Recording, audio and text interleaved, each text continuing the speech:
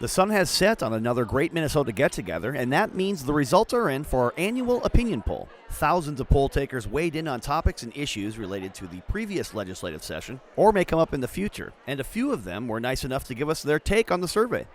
What do you think of the poll this year?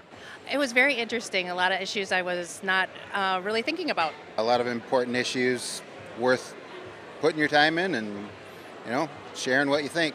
With that, here are the results of the 2025 Minnesota House of Representatives Legislative Opinion Poll. Question 1. Should school districts be permanently allowed to start classes before Labor Day? Supporters of the idea to allow the school year to start before Labor Day say it gives school districts flexibility to be able to fit all their needs into the school calendar. Opponents counter the state's tourism industry could take a hit, as it could make it difficult for families that want to get one last vacation before the school year starts. Question 2. Should state funds be used to renovate or build professional sports stadiums or arenas in Minnesota? Lawmakers heard several requests for state funding for stadiums during the 2025 session, including the request of nearly $400 million for renovations to the Xcel Energy Center in St. Paul. Supporters say the venues benefit the state's economy by millions of dollars. Opponents have concerns about the funding requests in light of the state's projected deficits of nearly $6 billion in the 2028-29 biennium.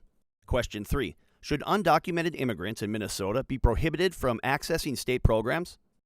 A law passed in 2023 made undocumented immigrants eligible for Minnesota Care beginning January 2025. Over 17,000 undocumented immigrants enrolled in the state's health care plan for people with low incomes. However, a law passed during the 2025 session will end eligibility for undocumented adult immigrants at the end of the year. This is how poll takers felt.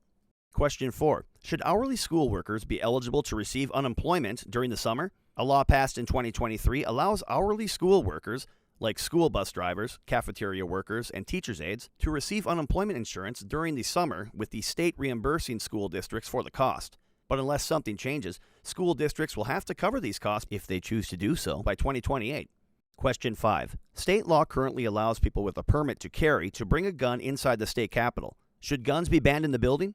Safety concerns about the Minnesota Capitol were raised after House Speaker Emerita Melissa Hortman and her husband were killed in their home, and Senator John Hoffman and his wife were shot in their home in June of 2025. 23 states have some type of prohibition on firearms in their state capital, but Minnesota is not one of them. Here's how our poll takers felt.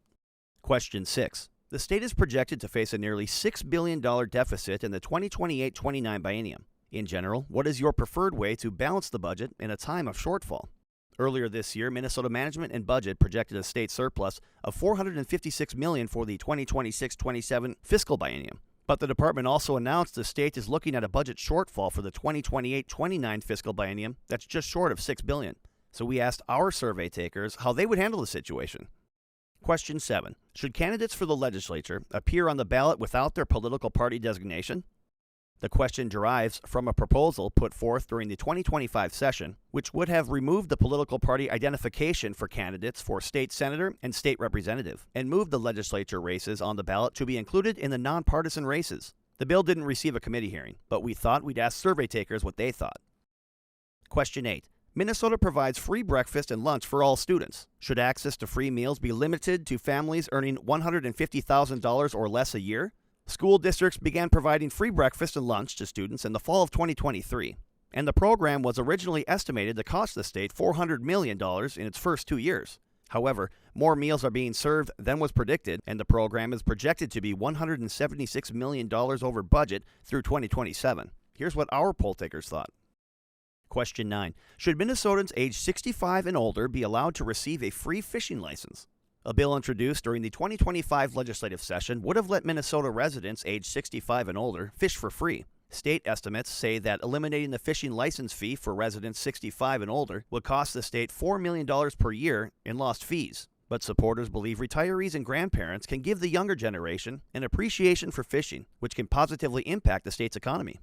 Question 10. Should cities and counties be allowed to prohibit cannabis businesses in their community? Minnesota's cannabis law allows businesses licensed by the state to produce, transport, deliver, and sell cannabis and cannabis products. However, under certain conditions, cities and counties can limit the maximum number of eligible cannabis businesses and can set standards in their zoning ordinances about where cannabis businesses can be located in a community. Here's how our poll takers weighed in.